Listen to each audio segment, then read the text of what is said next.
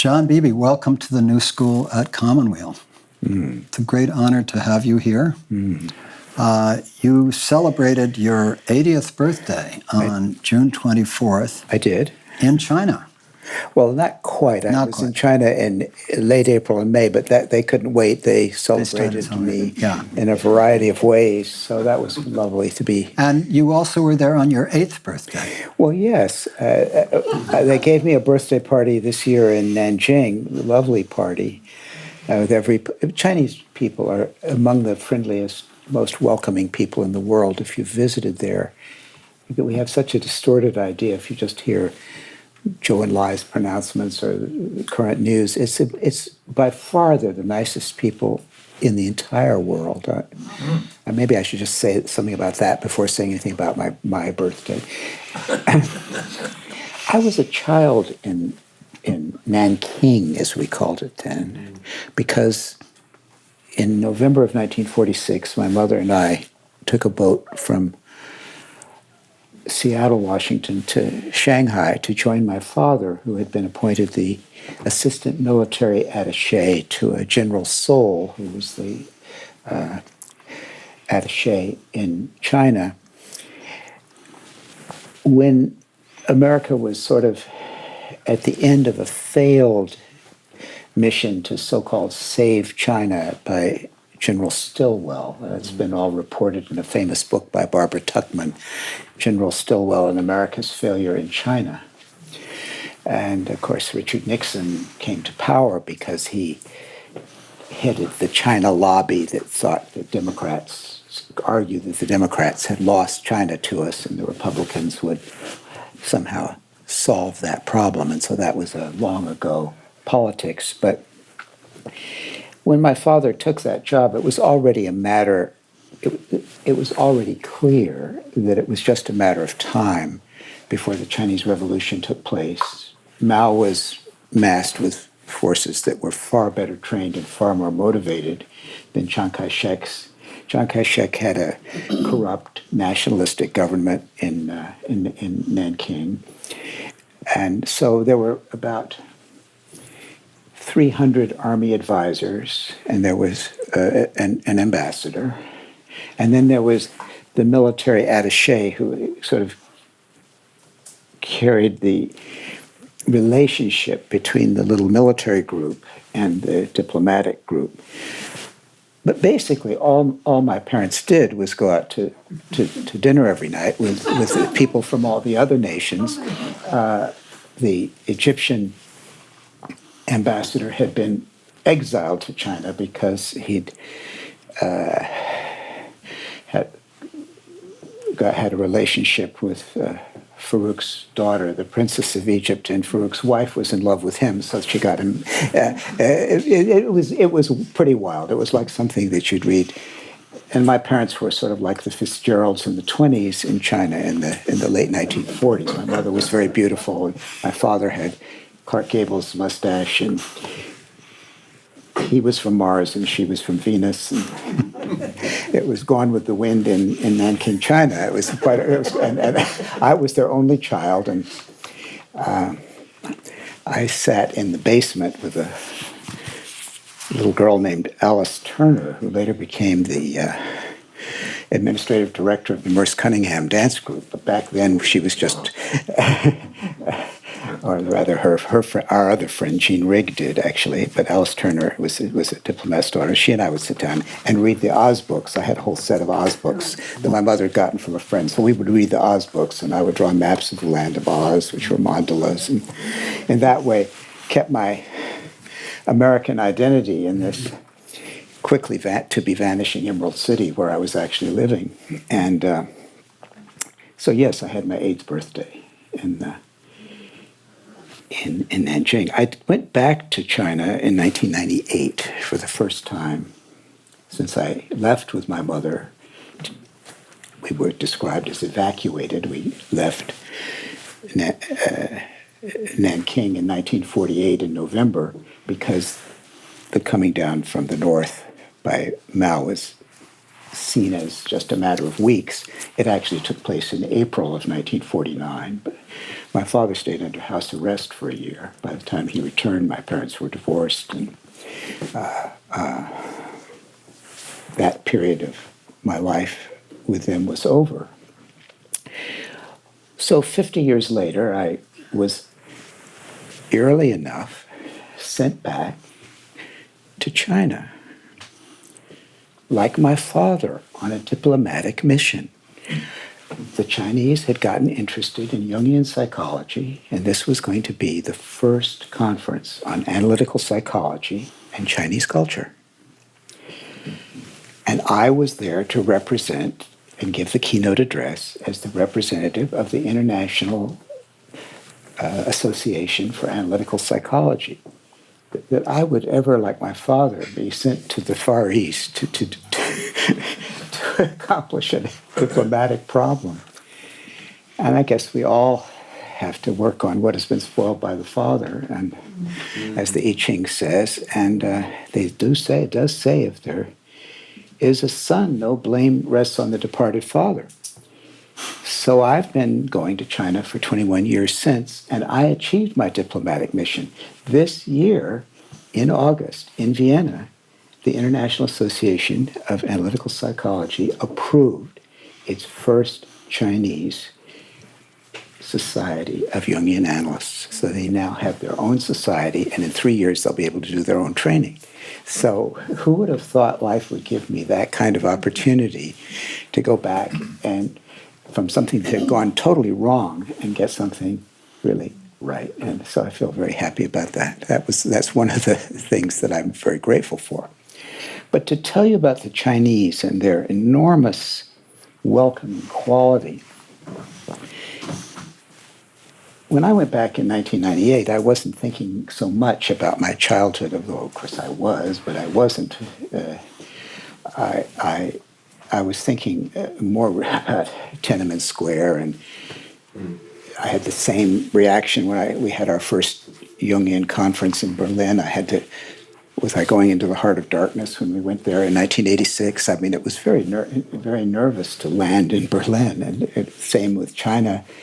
To be in Beijing and just to be aware of Tiananmen Square and to be staying at the same hotel my mother had stayed at when it used to be called the Wagon Lit. It was the train hotel. It was the first international hotel in China, built in 1900 or so. And when I went back and stayed with it in 1998, the carpet hadn't been changed, the halls. I was still where I was as a little boy of 9 in that summer, but there was Tiananmen Square. And did you dare even to cross, because you weren't sort of allowed in certain areas? And so just crossing over near Tiananmen Square, I was nervous.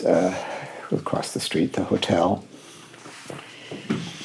And then I'm crossing back, and oh my stars, I've gone against a red light. And I'm just sure I'm going to end up in a Chinese jail. I'm just falling over. And so this young Chinese officer called me over and looked at me and asked for my passport. And he looked at it very long and hard, and he looked at me very long and hard, and I think he figured out what he was dealing with. A complete idiot who can't read a traffic sign, even when it's in sign language. So then this young officer put his arm around me and held me and had me look at the sign, and when it said green, he pointed to go. And that just absolutely melted me. And that's who the Chinese really are. They're the warmest people. They're natural introverted intuitives with fantastic auxiliary extroverted feeling, if you know Jung's type theory.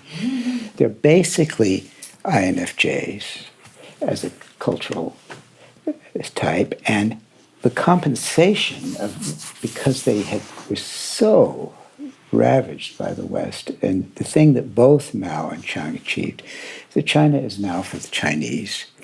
And they don't have to make concessions in Shanghai to the French, and they don't have to have American soldiers sitting on the emperor's throne anymore and insulting their country. They have their country. And so they've had this enormous overcompensation of trying to bring up their inferior function of extroverted sensation and make themselves economic successes.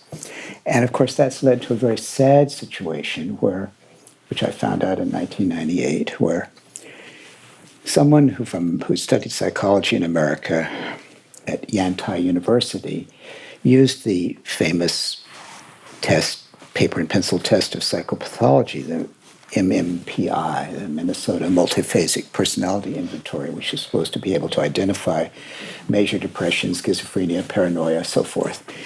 And it turned out that a third of the students were clinically depressed.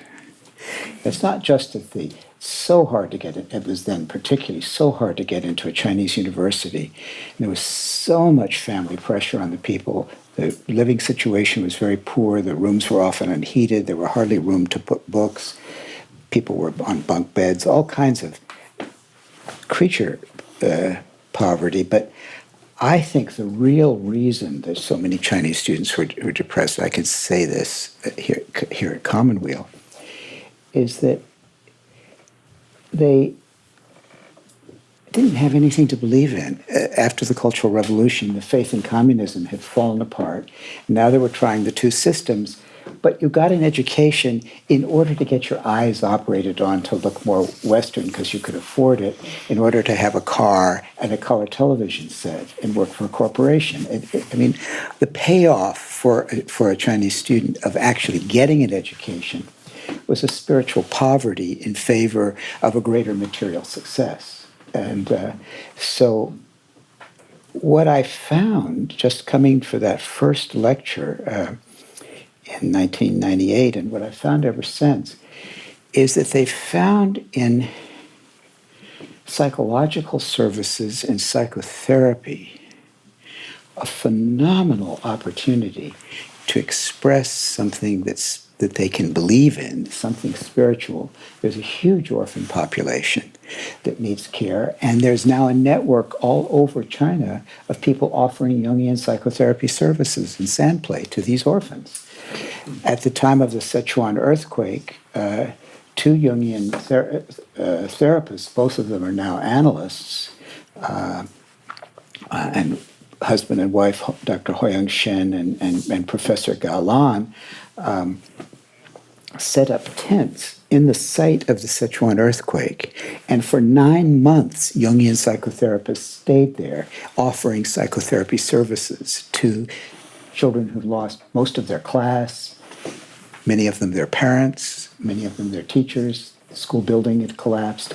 And they were letting people have emergency Jungian treatment to just process the self-injury that had taken place. And they became national heroes as a result. And that's just the Jungian story. Every kind of psychology is welcome.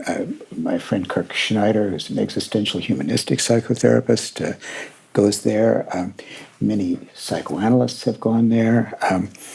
Positive psychologists go there. Cognitive behavioral therapists. It's astonishing how many people go there. And now psychology is the most popular major in Chinese universities, which is just amazing. So you go as a teacher from the West, for some reason the government doesn't see any danger. They see it as a human service. They haven't had the political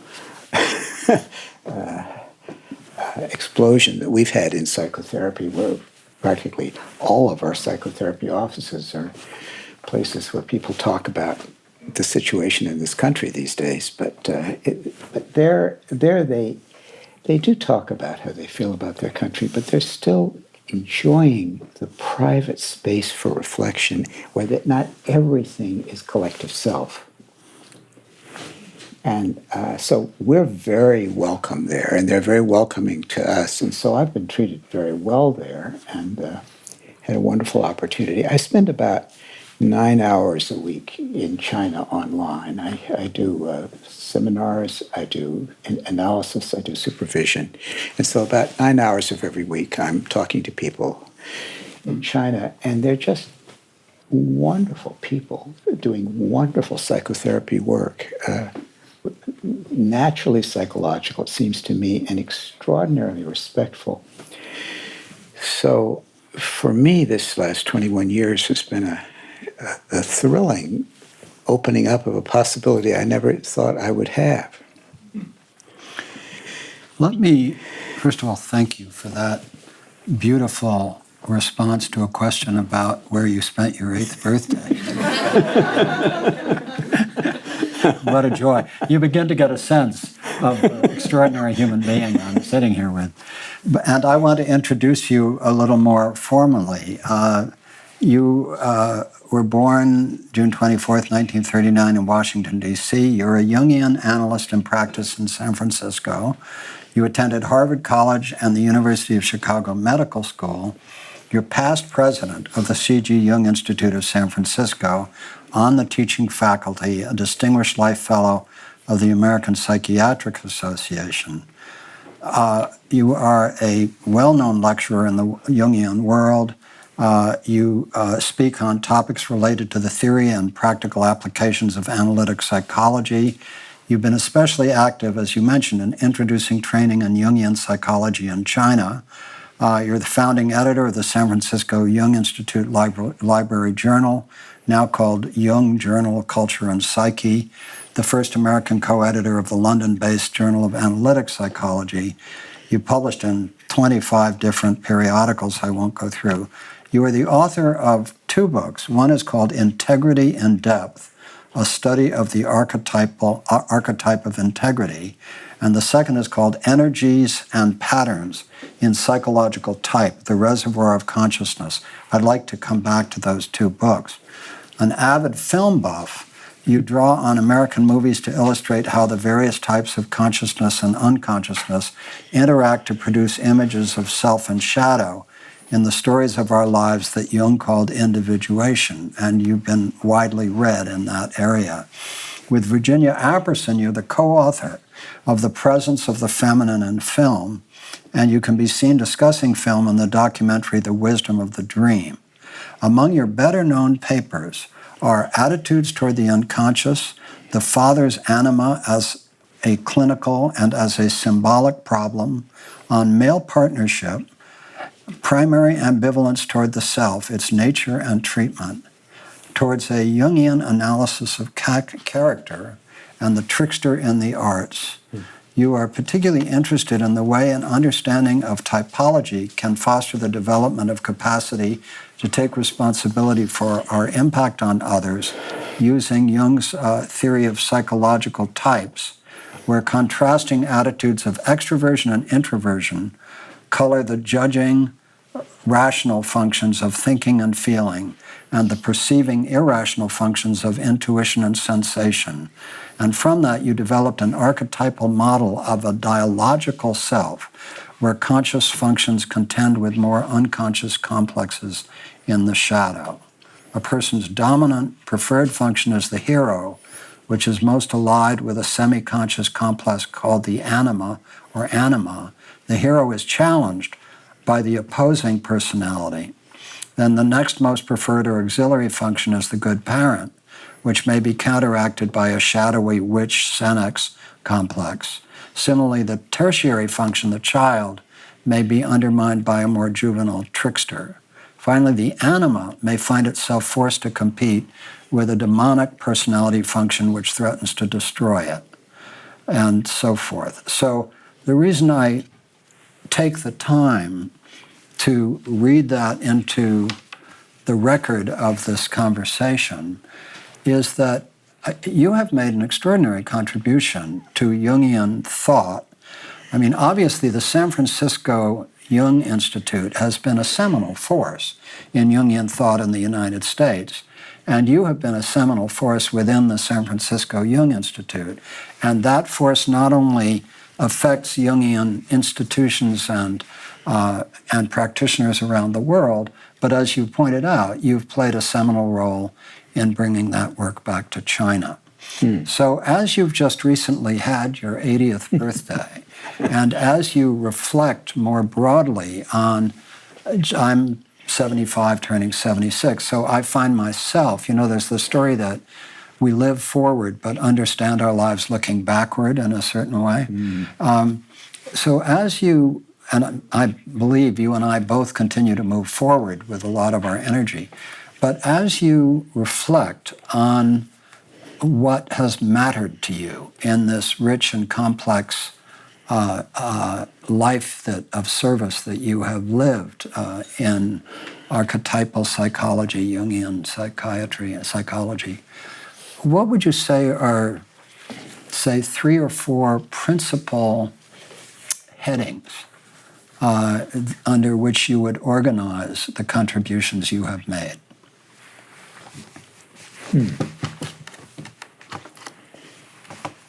I think that's I'm impressed. Who are you talking about? I was too busy living my life to add it all up, but thank you for doing so. Of all the things you said, the one that really I could find myself in is the word life of service. I decided to be a psychiatrist 2 days before my 19th birthday. And I didn't tell anyone until my 19th birthday. And the first person I told was the mother of a friend of mine who was a novelist. In fact, I'm very happy to say that one of her books has just come out in the Library of America, which makes me very happy. Her name is Nancy Hale. And she held the record for the most number of stories sold to the New Yorker in 1 year, 12. Back in the 50s. Nancy Hale, Hale. Yeah. By the way, can you all hear? Is the sound high enough for everybody here? Okay, good. Thank you. You and I talked about how you went to Yale, I went to Harvard. I was an undergraduate at Harvard. Yeah, well, you have a good friend at some point, isn't it? Timothy Wertenbaker, is that the right Chris name? Wertenbaker. Chris Wertenbaker. Yeah. Chris Wertenbaker, I think, is from another marriage. Nancy Hale was married to Charles Wertenbaker. Yeah. And my friend at Harvard was Bill Wertenbaker. Oh, We were in really? the same geology class together. And one of my roommates had been a roommate of his at the school he went to. And we started hanging out together, and I ended up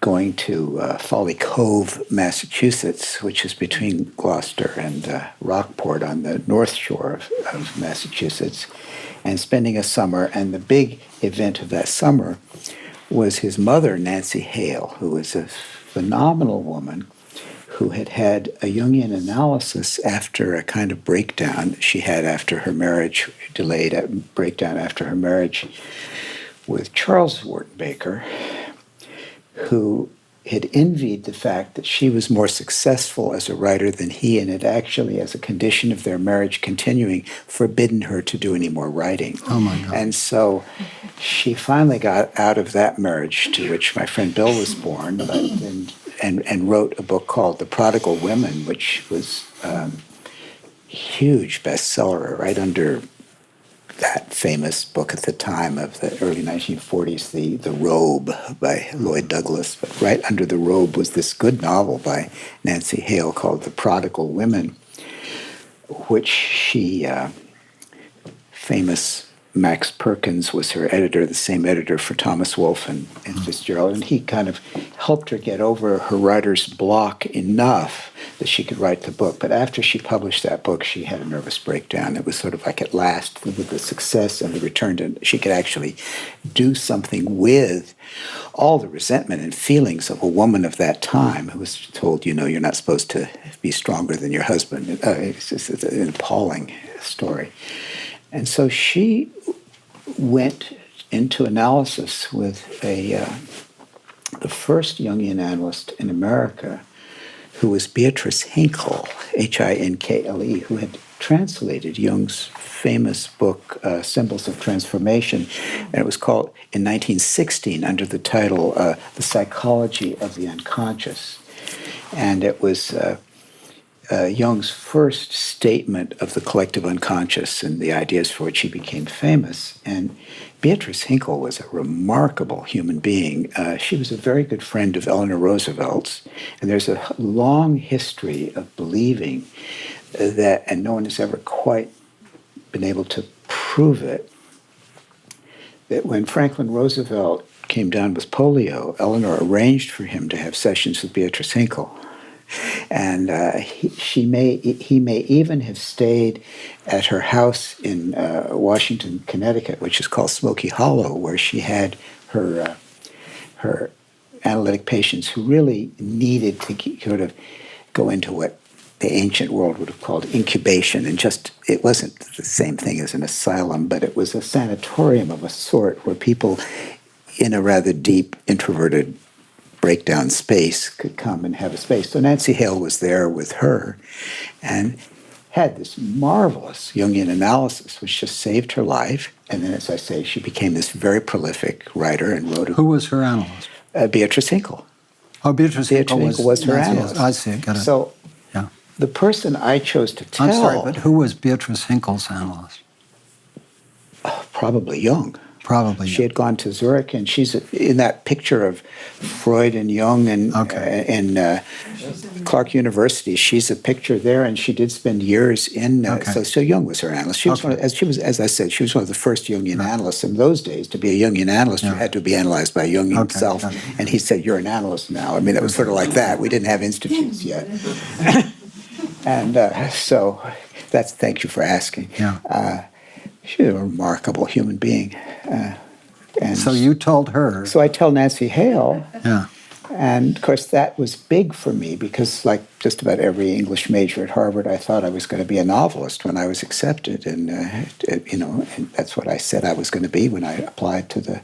And instead, I'm telling her that I'm going to be a psychiatrist. She said, "Well, if you're going to be a psychiatrist, you can't be a writer too." She wouldn't let this eternal boy be everything. And I said, "Well, I hope I can write." At least in my field. He said, "Oh, yes, the kind of books they write. Oh, wonderful, yeah." But no, I couldn't do both, and she was right. And then she said, "It's a very self-sacrificing life." She said, "I have an old bow. I have this old bow. And when we dated when I was 15 and he was 14. I was in a girls' school, he was in a boys' school, but we're all in Massachusetts. And he became a psychiatrist, and he went to San Francisco, and he worked so hard, he broke down and had tuberculosis. I had no idea at the time that she was talking about Joe Wheelwright, who founded the Jung Institute of San Francisco, who later became a tremendously good friend of mine. And very much kind of a mentor, not an analyst or a supervisor, but a kind of a personal mentor. When I had my first Jungian, when I first did what I said I was going to do, and then got out of medical school and got referred to my first therapist, who was a Jungian, it turned out Joe Wheelwright had another office, and he loved to talk to the patients in the waiting room, waiting for the other analysts. Who was the first analyst that you worked with? John Perry. Another New Englander figure. Famous figure. Yeah. And so that house on Steiner Street in San Francisco was a place where they were. And as he and I got to know each other, it turned out Nancy Hale was coming to San Francisco to visit, and I mentioned her, and then it turned out, oh yes, we dated when I was 14 and she was 15. And it all came. So kind of weird. Now, you mentioned, and this was lovely, we were talking before we began, and we addressed the fact that you just had your 80th birthday, and we had talked about that before, that this was a new period of your life. And you said, yes, I'm a Cancer with Virgo rising, a Libra moon, and a Neptune right on the ascendant. And that's how I handled the explosion of the New Age. It happened on the ascendant, and it opened my intuition wide open, which for a thinking type was a big deal. I may not have the exact quote. That's close enough. But could you elaborate a little bit on that obviously archetypal system of astrology? In other words, you have a great love of the I Ching, which we're going to get to, but your reference here was to astrology. How deeply have you gone into astrology, and how do you understand yourself, particularly with respect to the opening of the intuition because Neptune was right on your ascendant? Well, look, we're all children, we're all creatures of our environment. Right. Every young man who goes to Harvard thinks he's the thinking type, and he had to act as if he were one or he would never have gotten in. Right. You overcome what you became to get in the rest of your life. And it's become a gigantic false self, usually, and as you probably know. And so, and if you lived in San Francisco, I arrived to do my internship at the Public Health Service Hospital in San Francisco on 15th and Lake in those days. In San Francisco, and you were in San Francisco in the fall of 1965, and you bought a copy of Rubber Soul and saw the Jefferson Airplane the first week they opened, as I did. You knew astrology by 1968. I mean, there was no possible way that wasn't going to happen to you. Were you drawn to astrology? Not initially. In fact, did you see it as an archetypal psychology? Not initially. No, I didn't. Nothing in my life has ever been systematic. I didn't see it that way. I discovered all these things empirically, as Jung claims to do. That I got interested in things that work, and I learned that it didn't matter to me whether something was scientifically appropriate. When I was a little boy, of 7 in China, I wanted to be an astronomer. Uh-huh. But that was a very opportunistic choice because I figured I want to be on the first rocket ship that visits a planet, and I'll need to have an astronomer on the ship. I didn't think they would want. I didn't see myself as the athletic type that usually gets chosen.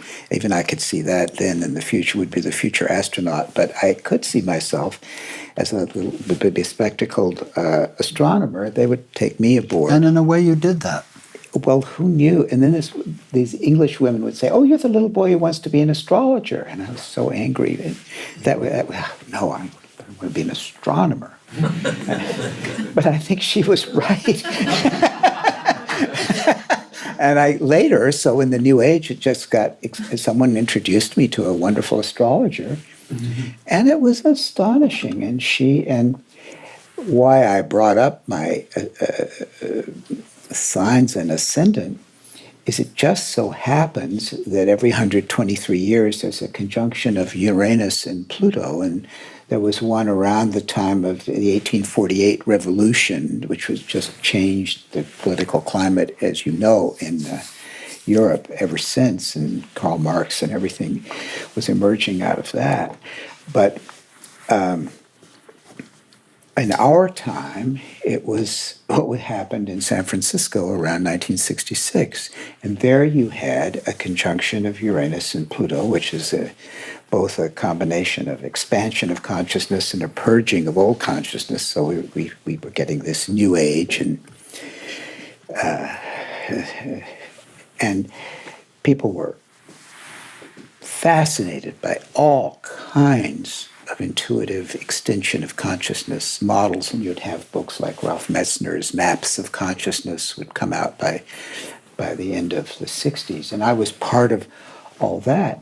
But when I met this astrologer, and she actually did my chart and showed me everything, I discovered that conjunction of Uranus and Pluto was right on the same degree as the degree of the Neptune on my ascendant. And Neptune, explain for those who Neptune don't know on what your that means. ascendant either means being very confused or very intuitive. I chose chose to be very intuitive. It's a kind of the astrologers have these wonderful phrases. They say Neptune is the higher octave of Venus. If Venus is some kind of appreciation of the interpersonal field, symbolized by, above all, by Aphrodite and Venus, love, if you like, but definitely the sensitivity to the relational field that we in Jungian psychology speak of as extroverted feeling. Neptune is the higher octave of that because it's a completely mediumistic sense of what's happening around you, and it can't be explained by any scientific model of the mind that we so far have. Yet I can't believe that if it were possible to evolve such a consciousness, it wouldn't have been evolved because it's so incredibly adaptive for survival. And so what I was coming to terms with, the way my astrologer put it, is that with this transit of Uranus and Neptune, your personality emerged. You had been trying to live as if a thinking type, and you reorganized your entire personality along intuitive lines. Now, she didn't quite use the words thinking and intuition, but what she meant was something that really made it possible for me to appreciate Jung, as so many people did in that, there was a famous essay by Thomas Wolfe at the time called C.G. Jung Passes the Electric Kool-Aid Acid Test, or someone quoting Thomas Wolfe with that, what am I saying? Not Thomas Wolfe, the Wolfe who wrote the Montfort, the Vanities, that one. Yeah. It's very hard to explain what it's like to come out of an East Coast education, which is entirely rational, and discover willy-nilly in the beginning of my Jungian analysis, which I went into in a very rational way to kind of work out certain issues in my life, and discover that the mind has at least as much irrational consciousness as it has rational consciousness, which I think is Jung's great contribution. Right. Not the theory of the collective unconscious or the archetypes, but the idea that consciousness itself is not all rational. Yeah. And it's not the unconscious that has this irrational consciousness, as even he first thought before he broke with Freud, but after he does his Red Book experience, that discovered that the unconscious is filled with consciousness. Yes, that he knew, but that the conscious mind is at least as irrational as it is rational. That saved my life because I've been trying so hard to discipline an intuitive mind and try to make it all make sense, and I had these great grades and I could do mathematical proofs and so forth. But what was really guiding me always was some kind of God knows what, that just zeroed in on the next interesting thing and that was going to actually serve my life. And I can say at age 80, it sure worked. But if I'd listened to anybody who tried to get me to follow a rational plan, I would have been a goner. I would have been a goner. So I'm a testament to what can be accomplished with irrational consciousness, and it is a consciousness. It's not just acting out complexes in some kind of crazy, undisciplined way, as I would have been taught it was. I had to fake it, and the only way I could fake it was to play at being an introverted thinking type, which was very Harvardian, and be this big intellectual, but that wasn't who I really was. Who I really was someone who could always smell the coffee in the other room and go and have it. Mm-hmm. So let me step back for a moment the way I did when I did the little riff on your biography. I'm 4 years younger than you, turned 76 on October 22nd, Libra with Libra rising, a Leo moon. And I came out here in 72 to stay, although I'd been out before and tasted the counterculture. Before that, I was the hippie assistant professor at Yale. I did the course on the counterculture. I wrote an essay for government and opposition called Anarchism and the American Counterculture. And, so I was the long-haired hippie assistant professor of psychology and politics. And then I came out here and left a tenure-track job at Yale to start a school for delinquent kids, and then I started Commonweal. So that's the kind of brief trajectory. You and I met maybe 30 years ago or something like that. George Hogel. I can almost remember when it was, about in 85. Was Pretty it 85? sure it was 85 or 86. And I remember coming to your office, which is the same office you're in now. 48 years. Yes. Small but charming office. And I sat with you. Well, I remember that, but then I remember coming back because you had invited me to come speak at the Jung Institute. Mm-hmm. And you and I were sitting together in your office. And, I had 5 years of Freudian psychoanalysis when I was at Yale because I was thinking of becoming a lay psychoanalyst. And I don't think it did me any harm, but I'm not sure it did me a great deal of good, either. Yeah. But when I sat in your office a year ago or so, I thought to myself, if I were looking for a psychoanalyst, you were the person I would seek out. And that's by way of preface for saying that my trajectory as somebody who studied psychology and politics through college and graduate school and taught psychology and politics, I grew up in the Freudian tradition and then in the developmental psychology of Erik Erikson, Jean Piaget, Lawrence Kohlberg, all the developmental people. And I was the recording secretary for the Wellfleet Psychohistorical Conference with Erik Erikson, Philip Reeve, Bob Lifton, Kai Erikson, that crew. And so that's just a little bit of bringing myself into this. But what that is a preface to is that as I started to study Jung in depth, and then after Jung, I found my way to James Hillman, who, of course, was the bad boy of the Jungian tradition and the founder, in many ways, of archetypal psychology in a certain school. And I spent a lot of time on Jung and then a lot of time on Hillman. And I've really come to the conclusion, which is the first question I want to test with you. It's not something we can say objectively. But for me, Jung is a greater figure than Freud. I know that is anathema, but I know that it's a matter of taste and aesthetics, ultimately. And I realize that there are countries, France, for example, where Freud and the Neo-Freudians are primary. Germany can barely touch Jung because of the history with Nazism and so on. It depends on all kinds of things. But for me, I know Freud needed to come first, but the understanding of human consciousness that Jung arrived at, what reminded me to say this was when you mentioned that Wolff said that Jung passed the electric Kool-Aid acid test. Or at least we quoted Wolff's phrase, yes. All right.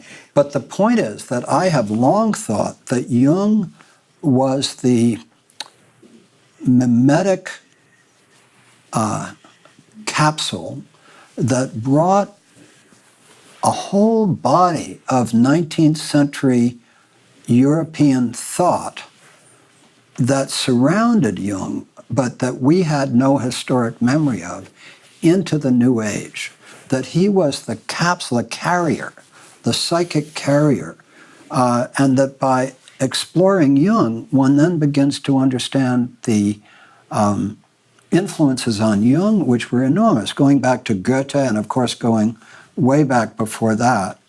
So he brought a breadth of historic and literary reference that, to me, has a founding power in the New Age.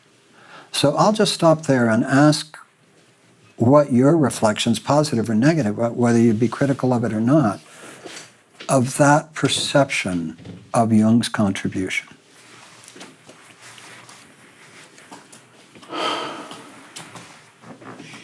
There's so much there. Well, first of all, they were both impossible. I mean, I don't think I could have liked either of them, actually. I mean, when I was really getting to know Jung, there was an awful lot that there to not like, but not usually the things other people didn't like. But believe me, it was plenty obnoxious. What was there not to like? I mean, he played the genius at times. He was, but I couldn't. I don't think I would have been with my father problem. I would not have been able to tolerate either of these men. I think they were both dominating, aggressive men, and they were. You used the word mimetic. Some people study René Girard. They were mimetic rivals. Yeah. And these are people imitating each other's desire. They both had the desire to be the next step after Schopenhauer and Nietzsche. Right, exactly. I mean, there was that apostolic succession, and they both succeeded and failed at that particular ambition. And but Jung wanted to take Goethe's place. but you know, in a mimetic rivalry, then there always has to be a sacrifice. Right. Somebody has to be the scapegoat. So Freud did a great job of scapegoating Jung. Yeah. And Jung did a great job of scapegoating Freud. Right.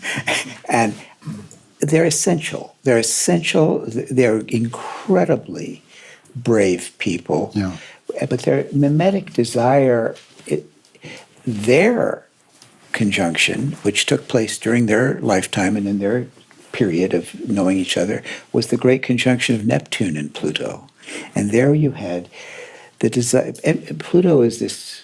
They don't even call it a planet anymore, but that's a mistake. It's an enormous power that's like alchemy. It's a kind of purging or refining of the dross, or some kind of tremendous, even an alchemical fire burning something that's to purify it. And Neptune is this massa confusa of realizing this unconscious thing, but not knowing what to do about it. The same situation I found myself in, having to figure out what to do with this sensitivity to the unconscious. So they both were teasing the same problem, which is, what's the next reasonable step beyond reason? I mean, they were in a double bind. Because irrationalism was not an answer. And Jung rejected irrationalism, whether it was in Nietzsche or somebody who was a very lesser figure of his time, but very important, named Ludwig Klages, who did end up a Nazi, which Jung absolutely did not. Irrationalism is sort of the last refuge of scoundrels. And so Freud wanted to make Jung the apostle of irrationalism, and was very suspicious. Jung was never an irrationalist, any more than he was a Nazi, or at least consciously an anti-Semite. But he himself was just as hard on irrationalism as Freud had been on him. But they both were looking for that next step. They both realized that you had to make room for an unconscious. You could not just have a conscious. And in that sense, Jung is Freud's true disciple, even whatever their personal quarrel was. He really, I've written about this. There's a dream that Freud has in the Interpretation of Dreams, which is an interesting title because, did I say Jung? I meant to say Freud has in the Interpretation of Dreams, that Freud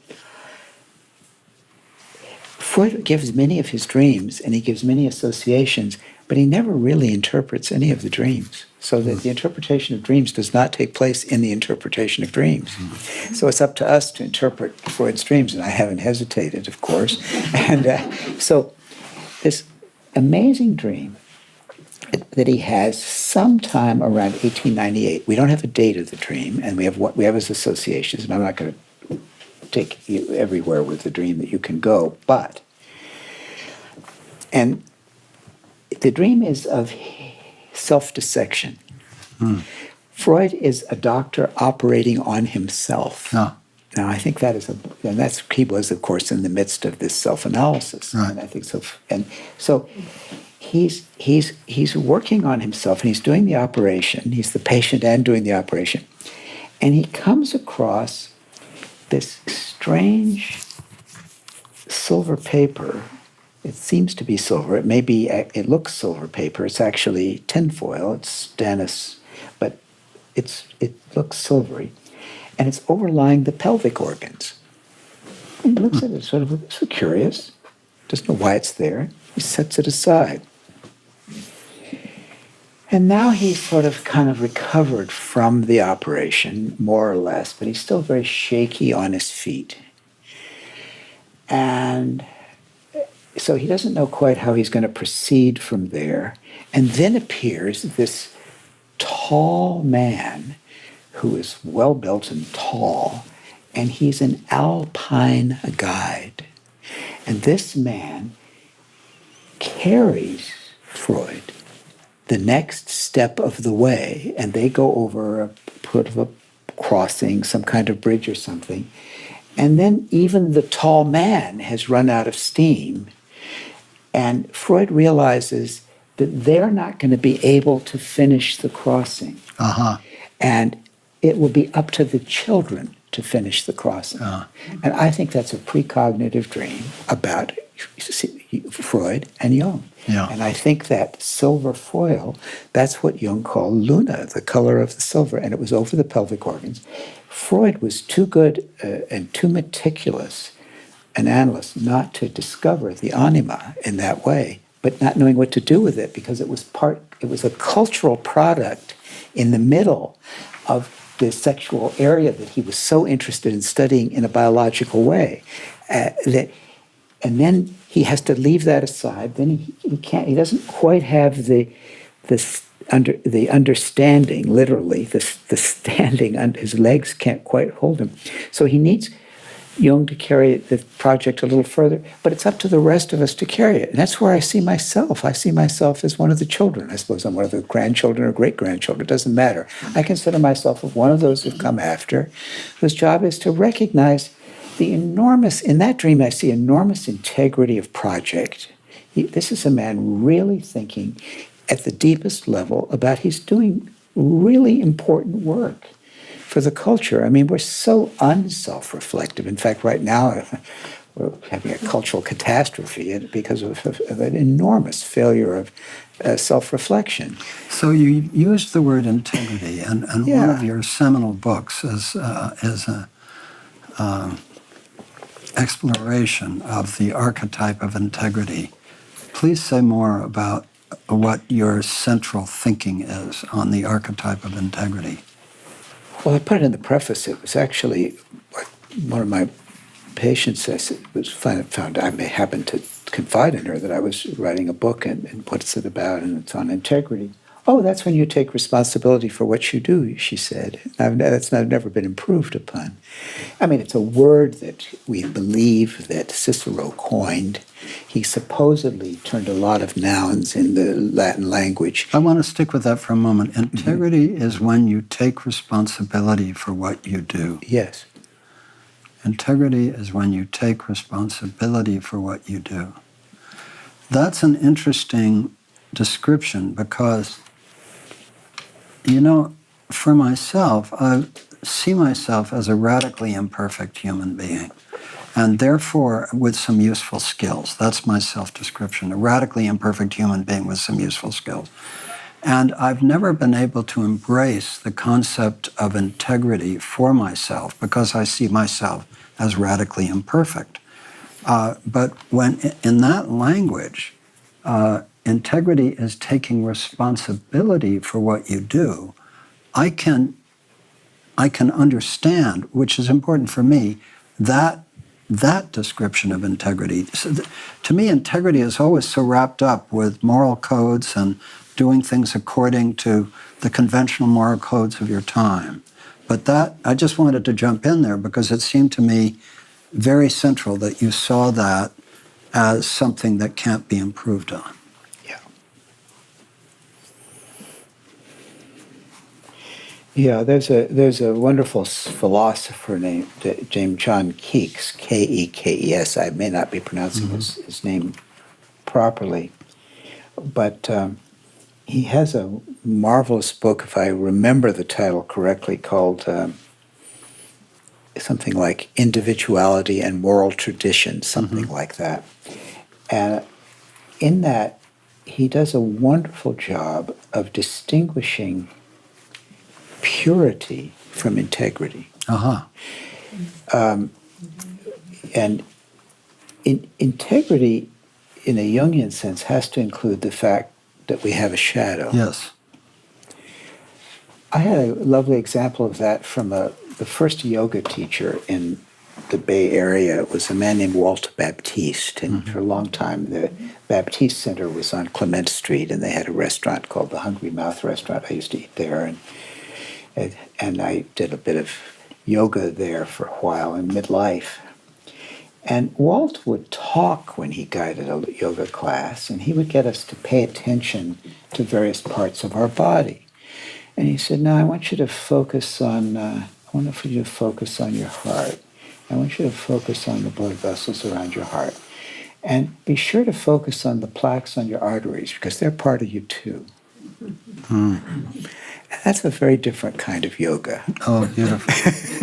That many of us have had, where we're just sort of. I mean, I had wonderful experiences doing yoga that were really very important to me, but that sentence that he made, and that to me is integrity. Well, I'm experiencing an actual opening right now in this conversation, which is why I would pick you as my analyst if I were looking for an analyst, because you're really saying that the Jungian concept of integrity must include the shadow. Must. And not only that, if we look at your work on the eightfold characterological type and all the material that I covered about the different dimensions of the self and the demonic and this, that, and the other, in that sense, integrity encompasses it all. Is that correct? Yeah. I mean, but the idea that something in us is keeping score on ourselves. Yeah. You know, I mean, these days there are books like The Body Keeps the Score, and right now we have a very strong victim psychology, so all of us know that every insult that's ever happened to us is remembered. Right. Well, it's equally true that everything we do that doesn't help other people is remembered too, and I'm interested in that part, the part that's keeping score on my impact on others, and I can know that and feel that if I let myself do so. I can't make myself perfect, and in fact, I should, and I have a perfectionistic tendency, and I have to watch out for all this going up into the superego. So the word responsibility doesn't, for the most part, appear in my book, except in that preface as someone else's comment, because I don't want to be holding other people accountable and calling that integrity. To me, integrity is really a self-psychology where you accept that it's essential to have some moral compass in yourself, and that involves taking in the feedback you get from others. One of the things I learned from the I Ching is the line of, no one can know themselves. It's only through the impact of their actions that they can be known, which I think is exactly what I'm talking about. And so to me, feeling my way with that and finding people who are living that way too, that's as important to me as empathy. To me, integrity and empathy are the two values that are most important in psychotherapy. And so I have to recognize that just anything my patient brings to me is also going to reflect some aspect of what I've already done to my patient. So integrity and empathy are the two cornerstones of your work. And to build a capacity for both, and to take an ownership of my particular limitations in both areas, but also to enjoy the opportunity from either my dreams or from other people that I get in touch with enough to hear from back, trust me enough to tell me what I've been and done both for them and not for them, or against them even. It's so useful to me. Just a wonderful way to live. You just keep growing. You don't get there, but you're on a couldn't journey agree the more. rest of your whole life. So you mentioned the I Ching, and of course this has been a passion of yours, and we were planning to throw the I Ching. Maybe we'll get there, but let's first talk about the I Ching. Sure. When did you come into the I Ching, and what has it meant? As you look back on this life, what has the I Ching meant to your own sense of who you are? Well, I first held it in my hands in the Widener Library, or I guess the Lamont Library, which is where you did your studying in Harvard Yard. But I held every book in my hands in Harvard Yard. That didn't mean I read it. But I held, there were the 2 volumes of the I Ching in those days. The Wilhelm version. The Wilhelm version, published in 2 volumes in 1950 with a preface by Jung. And I said, I'll get to this later. And so I did. Where later came was in the more hippie-ish days of 1966 and 1967, one of my woman friends showed me how to use this book. And she said, it's a very trippy book. And we immediately found that when I learned how to consult it, and I was absolutely amazed. What did you discover? Well, the first thing people discover when they do the I Ching is just how extraordinarily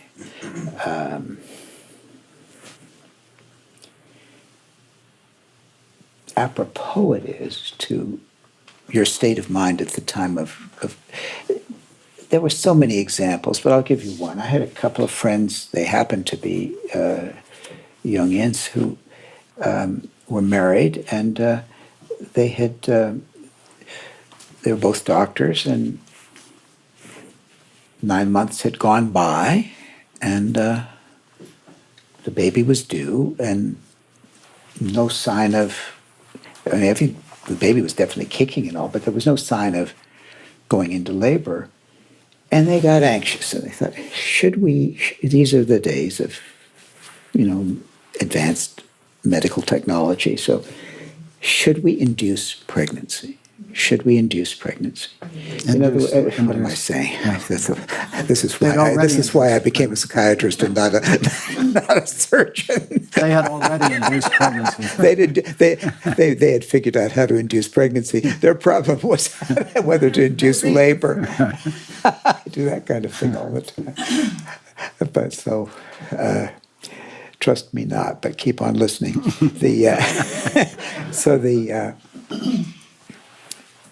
So they finally, why not consult the I Ching? So they did. And what do you think the I Ching said? Waiting. And that's the kind of thing that my friend meant when she said it's a trippy book. And that was so helpful to them. And so they waited 7 more days. And of course, a perfectly healthy baby was born, who I know very well now and is a wonderful person. And thank God they didn't rush it. But thank God they had an I Ching to tell them, these 2 smarty pants, to tell them what only the irrational knew, that it was not time to do anything, but it was time to hold something until it was ready to happen. And it's as simple as that. So on the basis of that, people who consult the I Ching frequently are just blown away by how readily it establishes Do you consult it frequently? What? Do you consult it frequently? Not as frequently, let's put it that way. Excuse me? Not as frequently as I once did. Uh-huh. There are a lot of reasons people use the I Ching, and Yeah. I used it like the father I left behind in China. And I've got this. That was one of those mini insights that happened on the sly. I was starting to use the I Ching a lot, and then I happened to take it before one of my analytic sessions, and there was a woman analyst. Now she's an analyst. I think she was like myself, just in training then, and she saw me with the I Ching. She said, "Oh yeah, my patients use that. Yeah, they use it as a kind of father." Well, that was the insight, because when my mother and I came back from China, that was essentially the end of my relationship with my father. And so I left a personal father back in China, but I got this archetypal father from China, and I used it to teach me how to live. So I used it much more than most people do because I just asked it like I would ask a consultant about every situation, and I needed so much guidance because I really hadn't had that. I was really pretty much self-generated, and I needed so much I had so much to learn. So, how do the Chinese see the Qing right now and the culture right now? well, remember that the word Qing only means classic, and it was not necessarily always considered one of even the Confucian classics, although Confucius had spoken highly of it, and it was certainly in existence even 500 years before Confucius was born. But it was known in history as the oracle, or it was a little bit like the Delphic oracle had been for Greece. It was the oracle of the Zhou dynasty, Zhou dynasty, which took over from the very corrupt Shang dynasty, and was famous for what is called statecraft in the literature on China. Statecraft is perhaps one of the things the Chinese have studied the most, how one wisely guides affairs of state, and that gets extended to how do individuals guide their interactions with other people. But the Zhou dynasty was extremely successful at ethical and non-corrupt governance, and the reason people felt they could do it was that they were using this extraordinary oracle and trying to decide in each situation what to do. It's very interesting. The Japanese government would not go to war until the eve of World War I, at least, without consulting. The last thing they did after having made the decision to go to war was consult the I Ching whether it was a wise move or not. And if the I Ching didn't agree, they wouldn't go forward. Now, obviously, the Japanese were not consulting the I Ching when they started World War II on the eastern side. They didn't, and so that idea that you do everything you can except take into account what you can't know, and then ask yourself, what have I left out? See, that's how I look at it. I look at it as an exercise in integrity. You take yourself to as far as you can go, and then you say, and then you ask a question. And the question, I think the best question to ask, many people have ideas about how, and I think the question's very important. I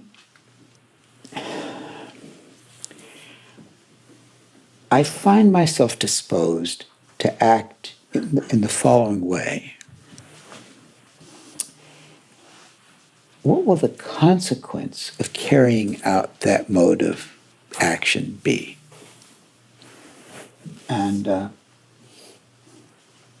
what it will be the consequence to actually, and then what will happen is that if you've really racked your brain and it's an honest question, and you really have struggled with the issue enough to know what you want to do, but don't know quite what the effect of it will be, and want to have an advanced picture of what that might be, you will ask the I Ching question. And here's where I think people there's a learning curve here that has to do with our narcissism, to put it simply. You will usually get a synchronicity that you will see, my God, this thing seems to know, just, I don't know how it could, but it seems to know my problem, because the answer I got mirrors the problem. And usually you don't get just one hexagram, but you get what's called a moving line, and this is a technique of using it, but the basic idea is you get one six-sided figure. The Chinese call it a gua. The first major translator of the I Ching in the West called it hexagram, which means a figure composed of 6 lines. And that gua or hexagram will shockingly, if you've asked the question with integrity, that is, you've really asked your real question, it will mirror your question in such a way that there's no possible way of missing that the book is in rapport with what you are. That's the astonishing ability this book has to kind of effect a synchronicity if there is an integrity to the question asked.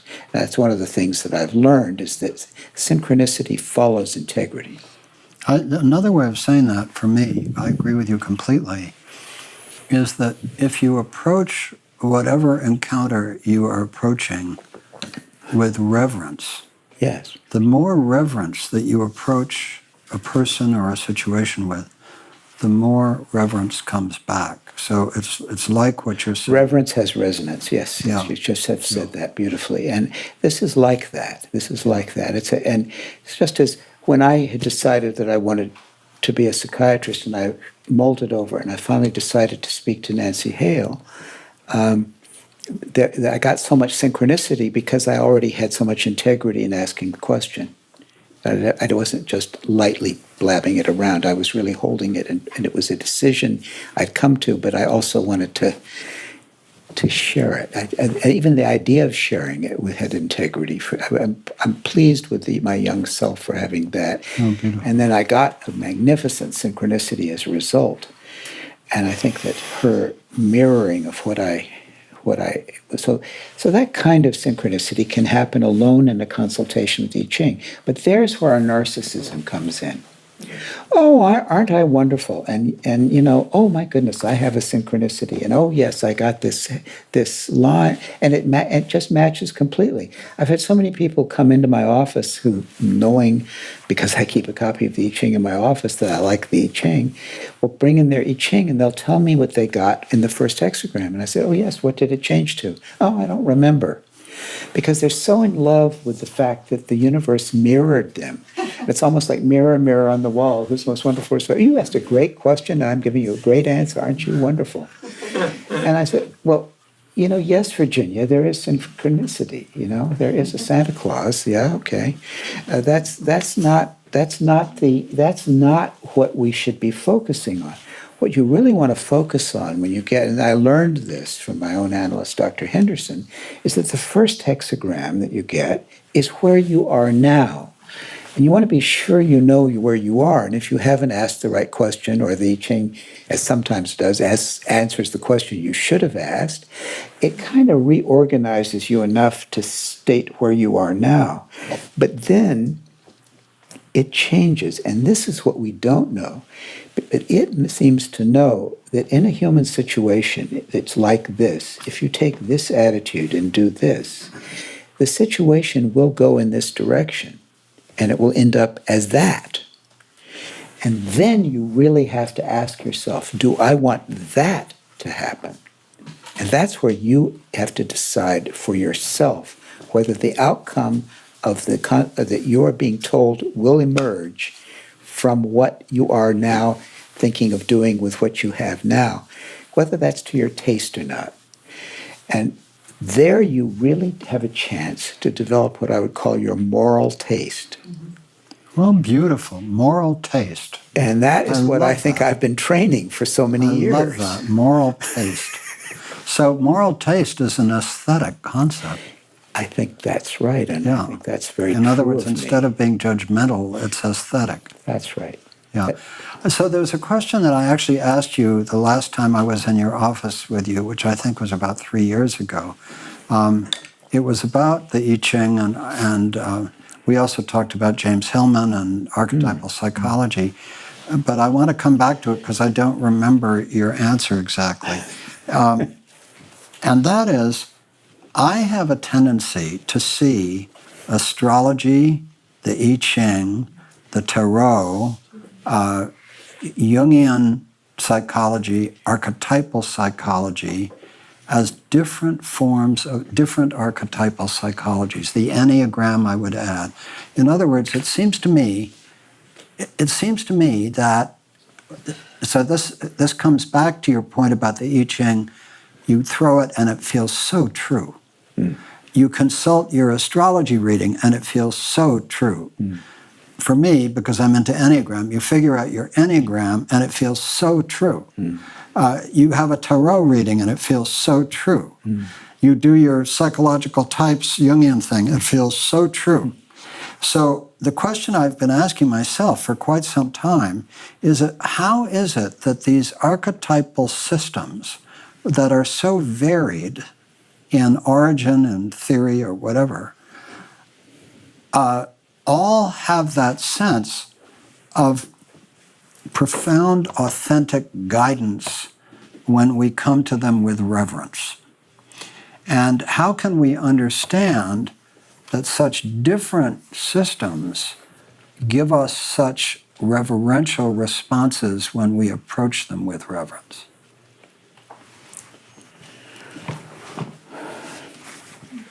Well, just as not all novels are great novels, not all symbol system oracular machines are equally great. Right. I think, Jane Austen's Pride and Prejudice is wonderful, but I'm not so sure Jane Austen and the Vampires is so Right. good, Right. That comes out later. I think we have to be careful which ones we use. I've used them all that you've mentioned, except the Enneagram in any detail, although I've had people in my practice who've been very strong on that Enneagram. And for me, there has to be an empirical. I have to have an empirical sense that what I'm learning from this particular thing is actually of some value. And it's the same problem as with the problem of interpreting dreams, as I just interpreted a dream of Freud's in a precognitive way, and I think I convinced most of you that I was reading it right. But of course, beauty can be in the eye of the beholder. I mean, it gets into problems of truth and so forth. But certain things speak to me in a very powerful way, and maybe if I just gave you an example. Like everybody else, I was utterly dismayed the night after the election in 2016, although I knew as soon as the turnout in Philadelphia was so low that it was going to be a real problem. And I had stayed up late at night and seen Trump talk in Detroit. After Hillary had gone to bed, and I was amazed by how he had made a last-minute intuitive decision to go to Michigan, and he did carry it by 11,000 votes or so. So anyway, I had to ask the I Ching, kind of like immediate. I mean, the night after the election. So I got, the first hexagram was 25, innocence. The unexpected. And I got this moving line, was the only moving line in the hexagram. Undeserved misfortune. The cow that was tethered by someone is the wanderer's gain, the citizen's loss. Wow. That was the answer. Could you say it again? Yeah, please. Undeserved misfortune. This is hexagram 25. That's the gua, 25. Line, that's yao, yao 3. 6 in the third place. That's the 6 is the numerical method of getting this kind of answer. Undeserved misfortune. The cow that was tethered by someone is the wanderer's gain, the citizen's loss. Now, I prefer the Wilhelm to all of the other translations for various reasons. I have a close friend who's a student of Wilhelm, was studying in London, who's been in Wilhelm's archives. Wilhelm's understanding of this book and of Chinese culture is astonishing. Here's what he says. Sometimes undeserved misfortune befalls a person at the hands of another, as for instance, when someone passes by and takes a tethered cow along with him. His gain is the owner's loss. In all transactions, no matter how innocent, we must accommodate ourselves to the demands of the time. Otherwise, unexpected misfortune overtakes us. I'm afraid Hillary thought she had it wrapped up. And she left the cow, the feminine principle, the milk-giving thing, the positive mother for the culture, tethered, and the wanderer came and took it. Okay, the synchronicity was utterly clear to me.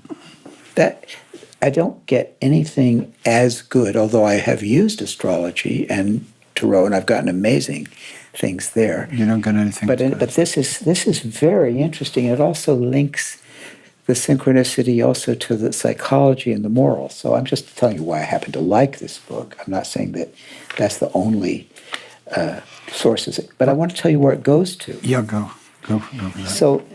So the point I was interested in, because I'm past the point of being surprised by this book's being apropos, at least when I use it when I should, and is that what it led to is a hexagram sometimes called, and this is Wilhelm's, fellowship with men, but it's actually about the quality of the connection between men, and meaning, this again is a 1950 translation, so fellowship with people. In other words, what is now going to be the quality of communal interaction? You could almost call it the communal interactional field. It would be a better way to name this hexagram than fellowship with men.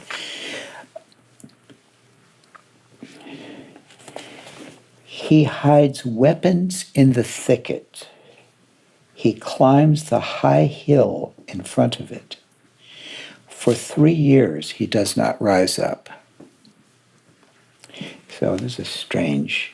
Hiding weapons in the thicket. So here, fellowship has changed about to mistrust. Each person distrusts the other, plans a secret ambush, and seeks to spy on his fellow person from afar. We are dealing with an obstinate opponent whom we cannot come at by this method. Obstacles standing in the way of fellowship with others are shown here. One has mental reservations for one's own part and seeks to take his opponent by surprise. This very fact makes one mistrustful, suspecting the same wiles in his opponent and trying to ferret them out. The result is that one departs further and further from true fellowship. The longer this goes on, the more alienated one becomes. Mm-hmm. So I took that as a prediction for what we would be up against in this administration. And I noted that it said for 3 years. And I said that at the end of the 3 years, the spell is going to start to break. The spell is going to start to break. When we talked about this at the Jung Institute, you had followed this to another text of a reference, didn't you, to this reading, which you found very extraordinary? Am I remembering that correctly? Because I thought you read. I found it. There's a remarkable I Ching, but I don't have it with me from a man in Holland. But yes, he has a nice set of lines about this. I could probably find them. But the point is, it went even deeper when you went even further into right, and you always will. But I think this will tell enough of.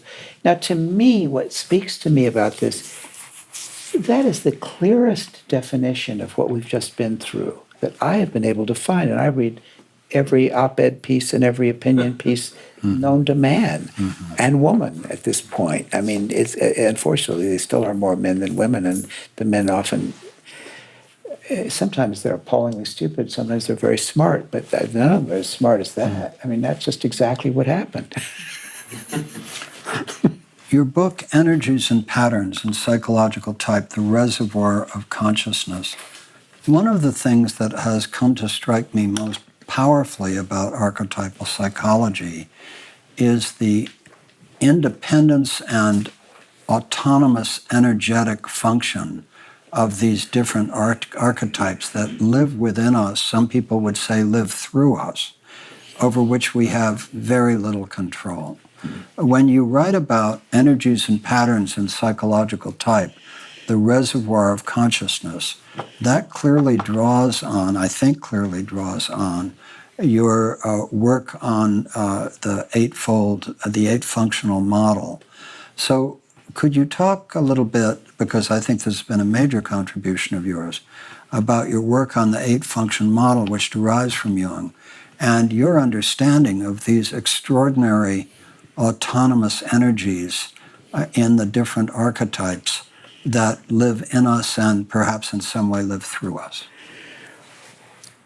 Well, let me say that this book was published in late 2016, actually before the election, but has on its flyleaf a 2017 publishing date. They always do that. They usually put the date of the next full year that it will be out, because it doesn't always reach bookstores and so forth till then.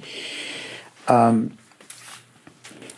been working on psychological types as a concept for a very long time, and because it was as early as my first years as a Jungian and being very perplexed as to whether I was an introvert or an extrovert, and then learning, thank heaven, that one can be both, that different parts of us are introverted and different parts are extroverted. But at first it was very confusing for me. So let's just say that I began thinking about psychological types in a very strong way around 1970, and realized I didn't know anything about it really around 1974, and then began to turn to my dreams to begin to make sense of the types, to see what types of consciousness actually showed up in my dreams, rather than try to do it the other way, which is to just type people and people I know, but actually to see the parts of myself as representing different types of consciousness. And I got to the point that I could actually write about this somewhere around, I guess my first paper on it was written about 1983. But then I spent then about 5 years later, I had this model that I'd had to kind of, at least for myself, organized where different types of consciousness are in me.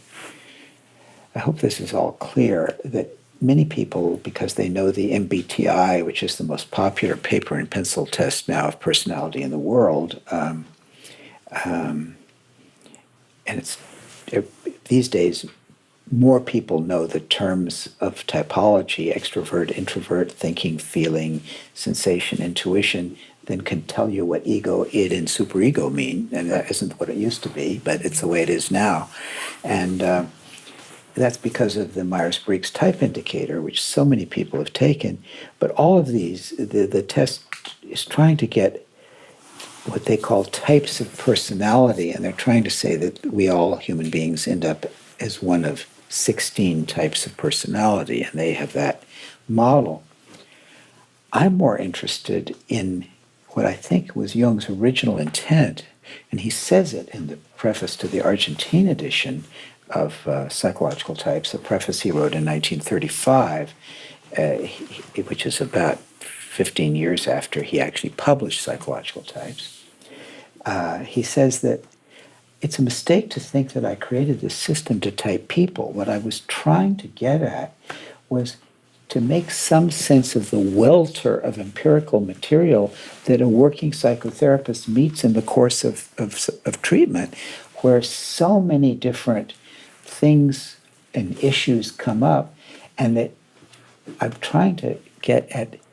So what he's trying to get at were the different types of consciousness human beings can resource to solve the problems they have in living, and the degree to which those individual consciousnesses in them are either so poorly developed they couldn't possibly solve certain problems. Like if you don't have any extroverted feeling, you're not going to be able to handle certain kinds of feeling communications. And if you don't have any ability to define things at all for yourself, you can't think to that level, you're going to be awfully clueless and certainly not able to explain yourself clearly to other people and so forth and so on.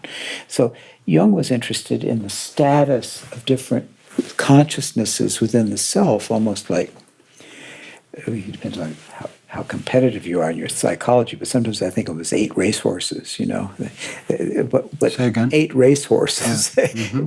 which one is going to win the race, or which one is able to even make the circuit around the field. It doesn't have to be looked at that way. So how did your work on types as one of the children of the Jungian journey, how did your work on types advance or further Jung's work on types? Well, the trouble is the number of functions you put together in your model. The original Jung, up until 1912, for sure, maybe as late as 1915 or 1916, had only 2 types of people.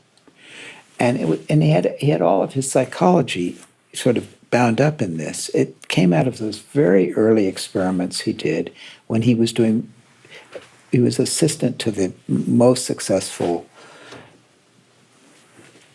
psychiatrist in Central Europe, who was Eugene Bleuler, who named schizophrenia at the Burke-Holsley Hospital. And there was Jung wearing a white coat, taking word association test responses from patients.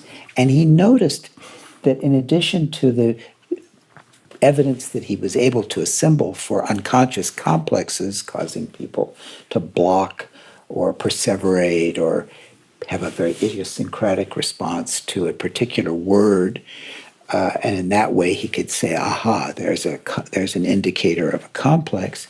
He also noted that people approached the testing situation in extremely different ways. There'd be one man who, Jung himself was pretty military back then.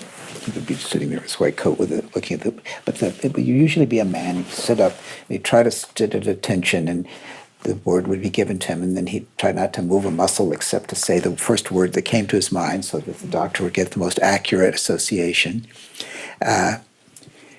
And then there would be the person who would come in, and it was usually a woman, and say, oh, you poor man, you're in this hot room having to sit with your watch and take our associations all day. But, oh, look at that lovely salmon color of the test. That must reassure you, you know. And so Jung thought there are 2 types of people. One is the kind of objective type who's just got to be as scientific as possible. And the other, he didn't know what to call it. He called it the woman, the value predicative type. Everything is predicated on value. I mean, that's as far as the young Jung was from feeling in those days. But those were his first 2 types. One is an introvert, trying to get it right, trying to be as objective as possible. And the other is this very subjective, somewhat histrionic emphasis on relationship person. And that eventually became what he called the feeling type. So you had 2 types. And one was an introvert, one was an extrovert. One was usually a man, one was usually a woman. One was usually thinking, and one was usually feeling. And so that he had it all mixed up. It was the introverted thinking masculine and the extroverted feeling feminine. And usually he even had it male and female. Later, all those categories got unpacked, and he had he in his psychology. But that's where he started. 2 types of consciousness. Gradually and painfully, he realized how restrictive that was, and he tried to use that model to talk to his best friend, who was an extrovert at that time, and they had this correspondence, and they got nowhere trying to explain to each other, and that's all they got out of it, was that the 2 types of personality can't explain themselves. But to make it worse, I edited that correspondence. There was Jung, the introvert, trying to be an extroverted thinking type, and there was this other man who was an extroverted intuitive it was just unbelievable. They were both pretending to be the opposite of what they were. I mean, it's a hilarious correspondence of misunderstanding, and they decided not to publish it. But Jung got the point. The 2-function model wasn't enough. But it really wasn't till he broke with Freud and had this astonishing set of visions and images that he got from connecting with parts of himself in dialogue, in active imagination, which are now recorded in the Red Book, that he really got the idea of how many personalities we all have within us, and how each has its own way of being. And after that, he was able to write a much more interesting book than he had about types before, and that was the book Psychological Types.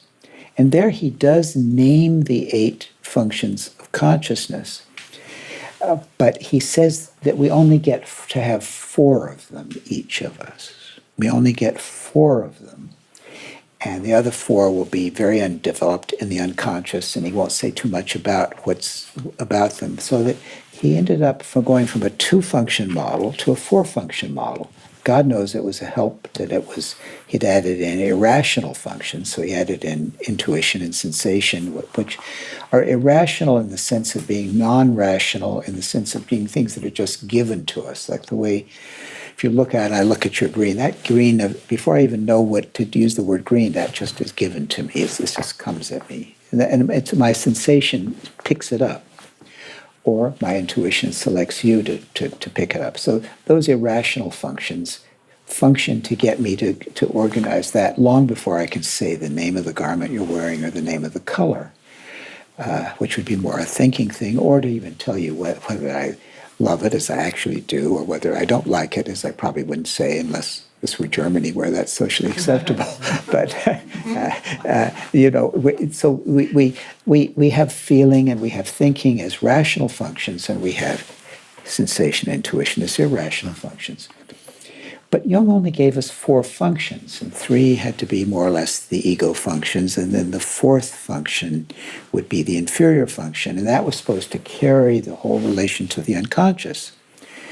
Well, I'm one of those who felt that we might as well not stay with even that as too narrow a model, and that we need to ask ourselves about all 8 functions and admit that they're all functioning and to some degree conscious. Yes, some are more developed than others, and the ones that are more developed are more conscious, and the ones that are less developed are more unconscious, or further work in progress, and our dreams will reflect the work we need to do on those functions. But even the well-developed functions have aspects of themselves in the unconscious, so it's better to think of an 8-function model. You get more of a chance to cover the waterfront. And so I got very interested in that. And I got interested in that as a way of checking out, where am I when I'm in a situation, and where am I not? And I'm sure some of you have felt where I'm not. And that's my work in progress, to make myself aware of that, because it can be exhausting to just think and talk. There are other things, pictures, sensation, other things that I don't always do as well as others. You've done a lot of work using American films to understand. God, you heard me well there, because that's exactly where film comes in. I use that to compensate for my lack of extroverted sensation. I show the movies. Say more about your work with films. Well, film is just such a natural psychological medium, and it just shows, all of these I have lectures in which I've illustrated all of these functions. The hard ones to recognize are the introverted functions of consciousness, because they happen on such an introverted level that while they're happening, you don't even necessarily know they're happening. The most famous of that is introverted feeling. The poet Rilke was pretty famous for his introverted feeling, and he knew it too. He had known Freud, and he had known Luandra Salome, who was associated with Nietzsche before she was associated with Rilke, and she eventually became a Freudian psychoanalyst. And so late in his life, there was yet another woman that he was getting close to, and he's writing her love letters, and he writes her, I love you, but of course, Rilke to his latest female love. Yeah. I love you, but of course it's none of your business. But of course what? It's none of your business. The classic introverted. In other words, I love the of course because it shows how he was one of the first artists to be conscious in the post-psychoanalytic sense. Right. And that's kind of a wonderful example of that. This isn't the woman. Didn't he write love letters to God to her? Isn't that? I'm not sure which woman it is because I'm not a Okay. Wilkes guy. There are people who know this better Yeah. than I. Yeah. I know he wrote that letter and I've actually read it. Yeah. But this business of I love you, but it's none of your business is usually, of course, isn't there. I have couples in my office where the wife is saying, you never tell me what you feel. I don't even feel that you care about me at all. And of course, I'm trained in looking at movies, and I'm looking at his face, and his face is like something out of silent film. He's just there. It's just so. And I said, I'm sorry, but I can see in his face how profoundly sad he is that you feel that way. The man tears start pouring down his eyes. And she says, well, you can get feeling out of him, but I can't, Well, you see, the problem is I can recognize the introverted feeling. And because she can't read it and she needs extroverted feeling and she thinks that's the only kind of feeling there is, he has to be the blue meanie. She has to be the person who's just going out of her head. And God knows he has work to do to use extroverted feeling and she has work to do to recognize introverted feeling. If I've seen that problem, it doesn't have to be as gendered as I put it. I've seen it 100 times. It happens all the time. And it happens with all the functions. There isn't one that somebody doesn't have something you think they should have and someone does have something you wish they didn't have. I mean, our dislike of each other, which is something Schopenhauer wrote about, is acted out in the way we react to each other's typology. Most of us can't stand each other at first glance because we're not type compatible. Do you remember the beautiful line from Rilke about love as two solitudes that acknowledge, protect, and salute each other? Yes, but that's a lovely introverted model, and Right. and he'd be in couple therapy if he tried to make that his recipe for relationship. Well, It's an speaking so of- the point is, so I used the film just to this last yeah. piece, and I don't want to take the whole time on Yeah. this, but so where film has been so helpful is it's enabled me to show people quickly what I do every day that involves lots of confidential and lots of flow stuff that I can't describe. So I got the idea a few years ago that maybe I could finally teach people what the introverted functions are doing if I use silent film, because it's the talkies are largely the Betty Davis, the Joan Crawford, Judy Garland. I mean, those are all Barbara Stanwyck. Those are all extroverted presentations that are wonderful to watch. But how do the introverted functions present themselves? So I thought to myself, well, that might work if I use silent film comedians, because I thought we already have two who I know the types of, and the first one would be, I've always known Charles Chaplin was introverted intuitive. Introverted intuitive. Yeah. It's the classic introverted intuitive. In fact, that what makes the little tramp so moving is how poor his sensation is, how inferior his sensation is, like when he cooks the shoes and eats them, all of those wonderful things. And so that was easy. And then I also knew the most perfect introverted sensation type in film was Buster Keaton. There's a very famous thing that Buster directed his own films, and there's a marvelous bit where he's, as you may have seen it, where he's putting up a house and he's nailing it in place with great precision, but something has gone wrong at some level so that the entire facade of the house falls down on him. Well, Buster did that in one take, and he had carefully measured his outline, his silhouette, and so forth. So when the house fell down on him, it completely missed his body, and he was so positioned so perfectly that he could pull that gag off. It's incredible to watch to this day. And so I knew I had these two different, and he also had that poker face, which is classic for introverted sensation, that great precision of movements that he has. And it stayed with him his whole life. Late in his life, in 1948, 49, he appeared in a movie called In the Good Old Summertime that starred Judy Garland and Van Johnson, and he played a particular man who was supposed to be awkward, and there's a certain moment in which he's trying to deliver a musical instrument to a stage, and he stumbles. And he does the most perfect backward pratfall you have ever seen in film. And of course, he falls right on the bass viol and so forth. But it's so perfectly, so he was perfect. So I had these two, introverted intuition, introverted sensation. Those are two of the 8 types of consciousness. I had those. And I thought, I've got to see if they're... So I've sort of been I know enough film that I bethought myself of Harold Lloyd. And Harold Lloyd was the first comedian to wear glasses. Woody Allen claims he did not copy that from Harold Lloyd, but I would be surprised if he didn't. He plays he was even wearing a shirt that had a T on it in this as the freshman, and he has this idea that he's sort of like a young James Hillman. He has this idea that he's going to live by and what he's going to be at college, and he models himself on a hero that he thinks, and he does a little jig every time he meets someone he thinks it's going to work. It's hilarious about a man who has no feeling, who thinks he can think his way by recipe to feeling and fault, and that's very funny. He gives wonderful, wonderful stuff. So I had introverted thinking.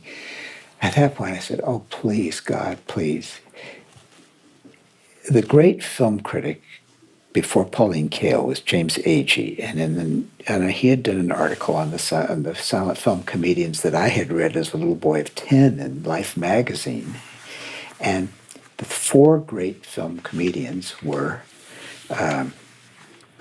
Chaplin, Keaton, Lloyd, and one that most people have forgotten now, Harry Langdon, who starred in Frank Capra's first film.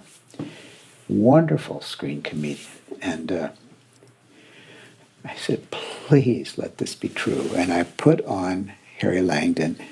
Sure enough, he was as introverted feeling as the other 3 were then. And so I had the 4 introverted types, and I had a lecture. I could show the 4 introverted functions, so I could actually tell people, this is introverted thinking. This is what it does.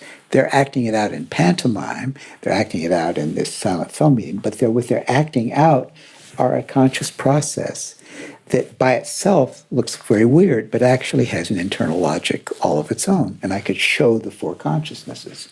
And then after them, I could show my ladies. I could show Stanwyck and Crawford and Garland and Davis and get that out there. You kind of light up when you talk about film. I do. Yeah. I do. Yeah. Such joy. Because this is what Jung gave us, this makes the psyche real. What he's talking about are realities. They're not theories. They're not categories that he just made up from his head. They're realities. You've been doing Jungian psychoanalysis with people for what, about 50 years? Did you start when you were 30 or so?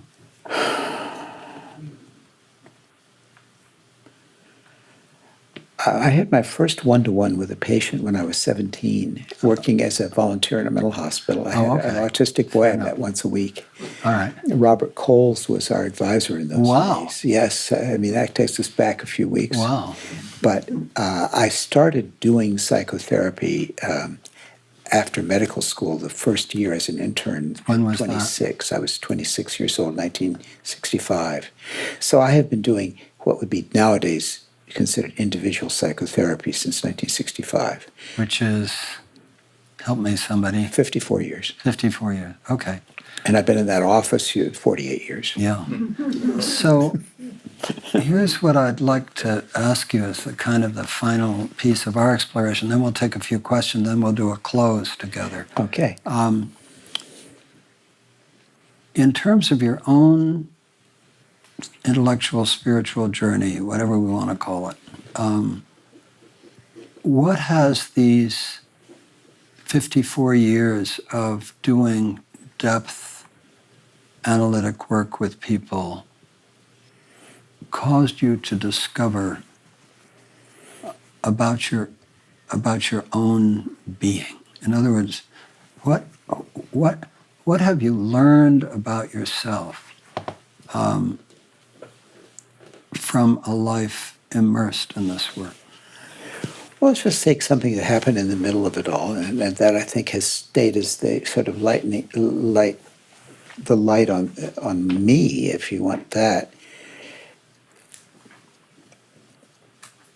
I had this enormous problem with my extroverted thinking type father, who really could not see the point of an extroverted intuitive son. I had an easier time with my introverted intuitive mother, who loved my intuition, except when I took it into the world away from her. And then we had a tremendous battle over that as to whether I had the right to live my intuition apart from her, which I did have to win that fight. But my parents were both very difficult for me, and I used to stumble over the word patient. I'd often say parent, and I'd often say patient and parent. I felt like my parents were my patients.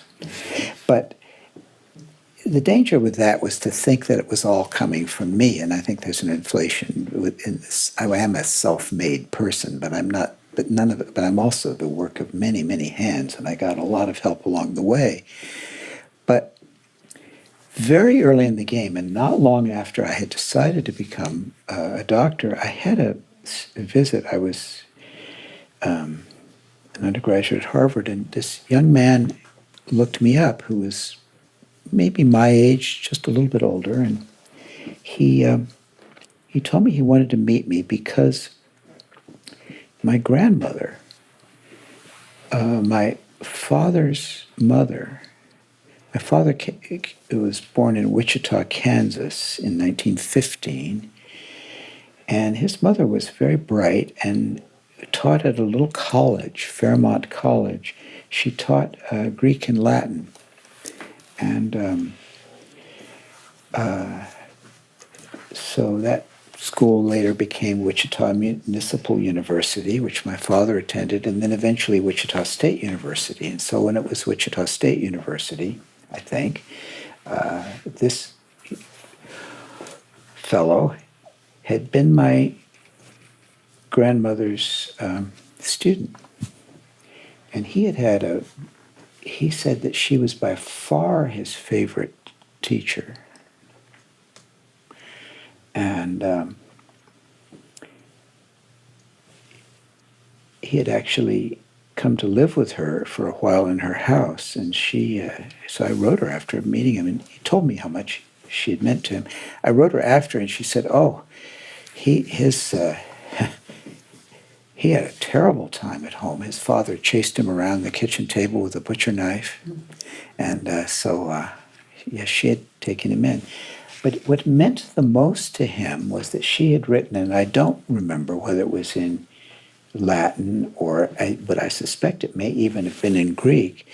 She'd written a line from actually the New Testament, the Gospel of Matthew, but and you can find it there, but as he remembered it, is that she had written, "We do not come here to be served, but rather to serve." Mm-hmm. And that he felt she lived that. Mm-hmm. And that's the whole point. And that, for me, has been the whole point. Yeah. Now, I didn't value that side of my family at first for a variety of reasons. They seemed just too Midwestern for me, too sensation-oriented and too thinking-oriented. But there was a dream that I had that I would tell you, because we haven't mentioned dreams, but dreams are very important. And it was a dream in which I I saw my grandmother carrying an enormous snake, and the dream thought that accompanied it, my, she's more important than I thought. She carries the snake. And I suddenly realized that if you think of the snake, there's so many ways to think of the snake, but if you think of the snake as the whole unconscious, which she had to carry as a woman, my unfortunately grandfather abandoned the family when she had 3 children, and so she had to support them and through the Depression. And so she had actually in real life had a masochistic load. I mean, she really carried the family. But she was also carrying the unconscious value that turned out to be very important to me. And when I thought about that dream, and then I thought about what that man had told me, I realized that was also mine. I was here to serve and not to be served. And much as I have at times felt the load, it's sort of what I do, and it works. It works if I accept it, and it seems like that's been very important to me to learn as an analyst that you have to accept the transference you get. You can't choose how people will see you or relate to you. You have very little choice past a certain point, even over the patient you get, and you have to, and you can't have people be the way you want them to be. They are the way they are, and they're going to stay the way they are. And no one is going to change until they're accepted exactly as they are, including me, of course. And so where does that all lead me? Aside from the life of service, which I was able to accept first as it just seems like it actually is. It's funny, if you accept what's yours to accept, or what the Greeks call your portion, there's an enormous freedom in that, oddly enough. Whereas if you're trying to get it off you, there's no freedom in that. So that's one thing. The other is that I felt when I turned 75, I had the right to a sententious opinion. And so I said, well, okay, life is a come-as-you-are party. You can try to dress up for it, but it isn't going to work. You're going to have to do it just the way you are. And we just are who we are. We have to take each other as we are. And the interesting thing is that if you, again, accept that limitation, it becomes a tremendous space of freedom to learn so much. And I have more energy for what I'm doing now than I had when I chose this field at 19. I'm more motivated to do what I do every day. So what I've decided to tell my patients is, look, I don't want to sit here with you wondering when is he going to tell me he's going to retire. I will tell you every 5 years where I see, knowing I can't forecast accurately, but I will tell you that for the next 5 years, I just turned 80, I see myself as being in this office doing this work. Now, we'll see if that comes true or not, but when I'm 85, I'll give you another reading if you're around. And that's you remind me when we were sitting in your office and we were talking about a mutual colleague, a Jungian analyst, who had died, and you nodded and you said he died. I forget what age he was, but you said that was young for a Jungian analyst. Yes. Well, my role model, of course, the man who helped me the most, my third Jungian analyst, Joseph Henderson, who I was with for about almost 25 years,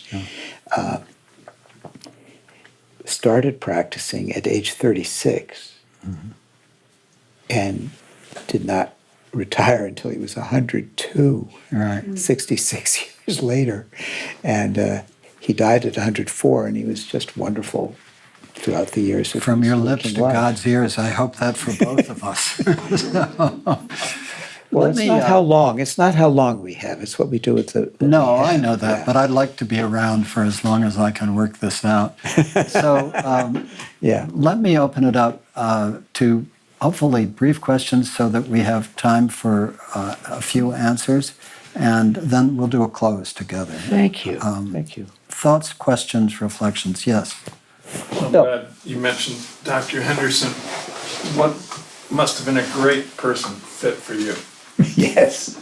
And have you written anything about his whole effect upon your...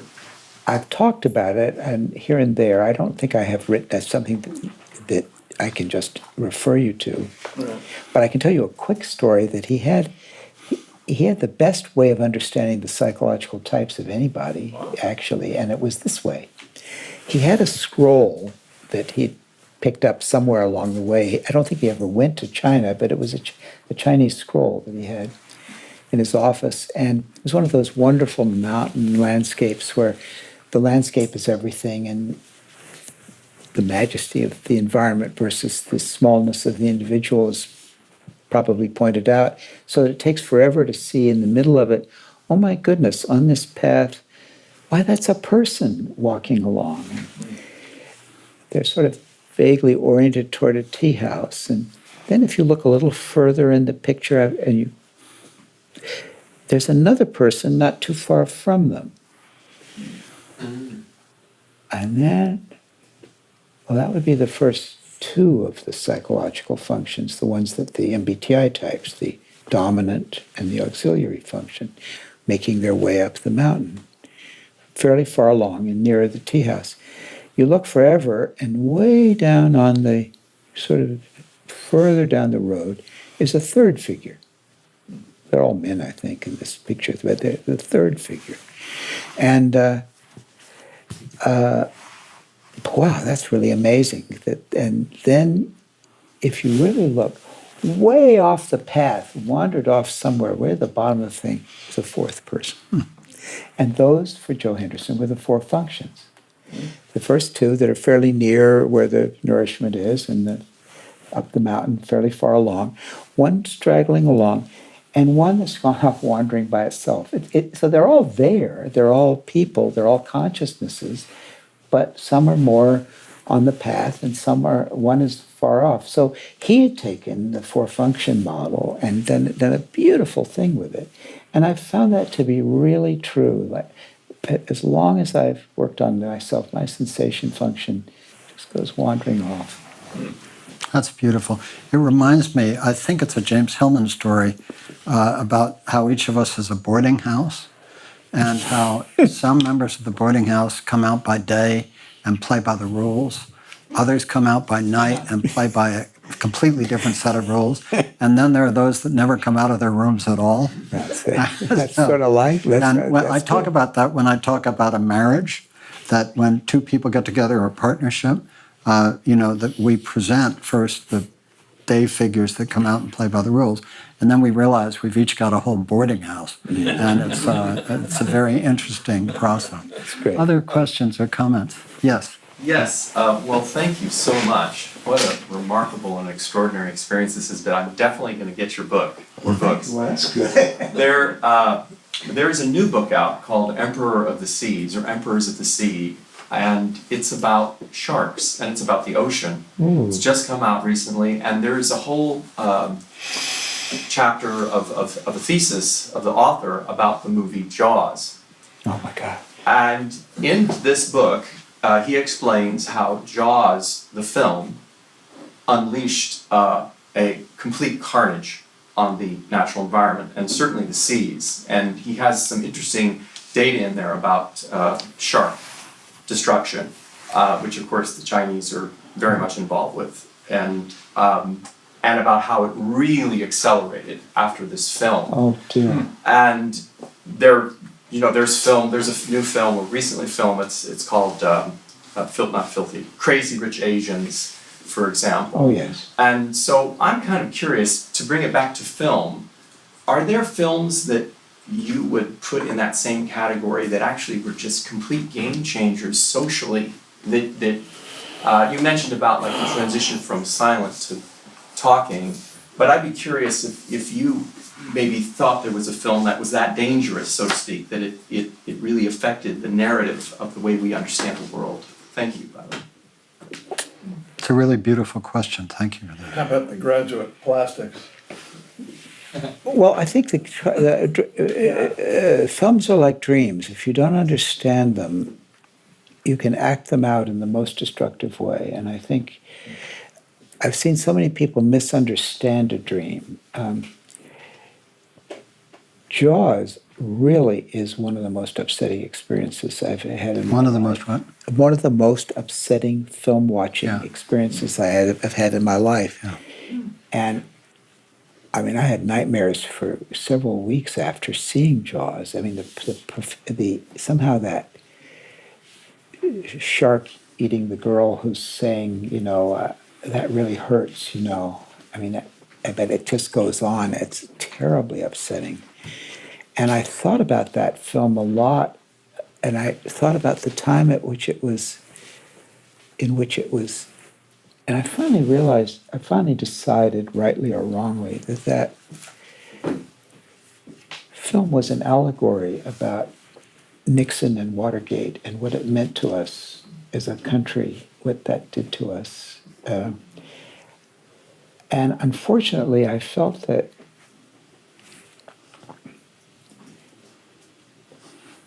Watergate was a false resolution to something that was incredibly traumatic that we had not faced. And in fact, we sealed it up, restored the persona, put a former actor as our president, and we have gone to hell in a handbasket since, and now we're back in Watergate again. We have another chance now.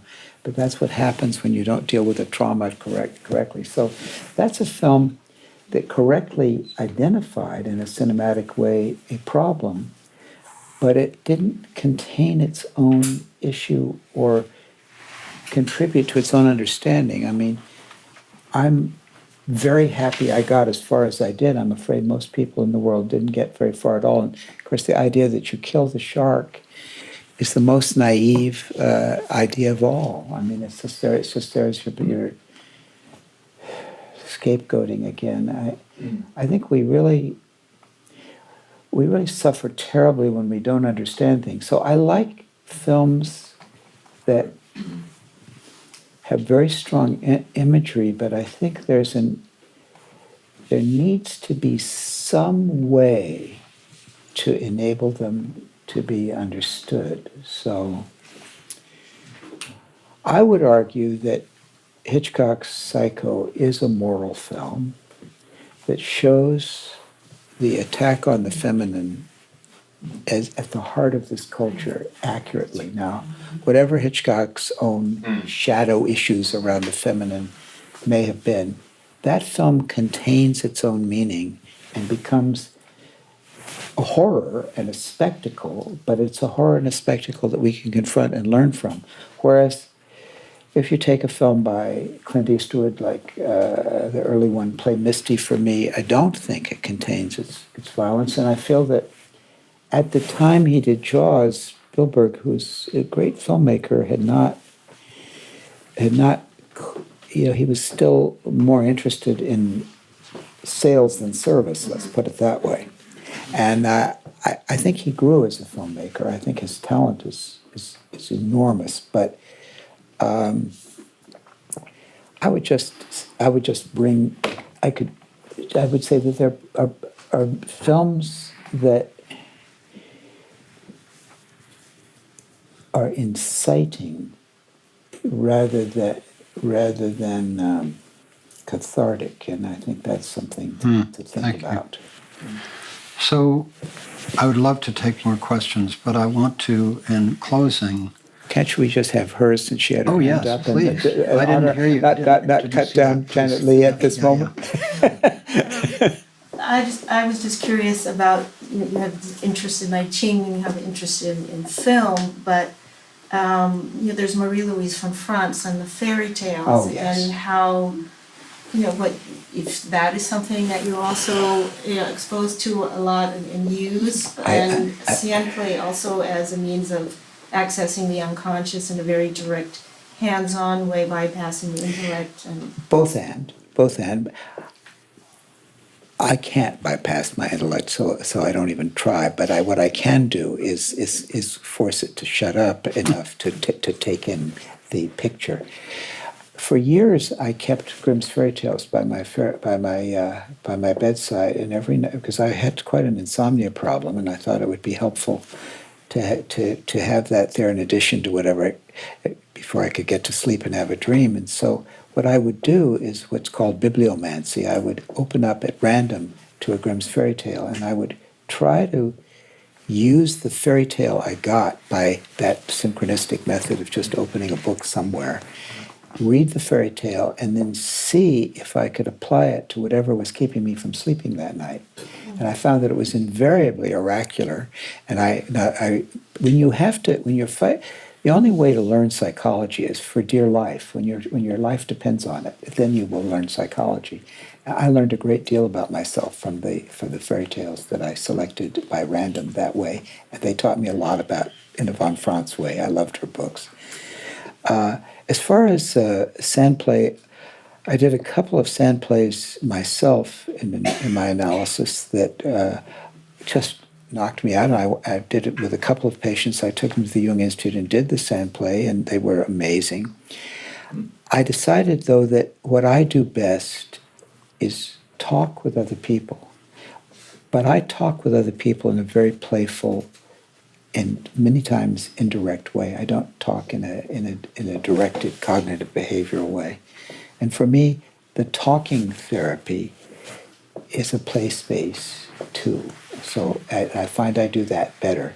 So but I have the utmost respect for both fairy tale and sand play, and I have many people that I know extremely well are extremely good sand play therapists.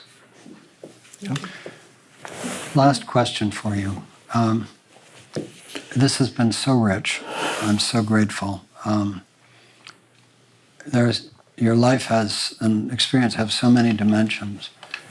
What have we not touched on that you would like to leave us with that we haven't spoken of?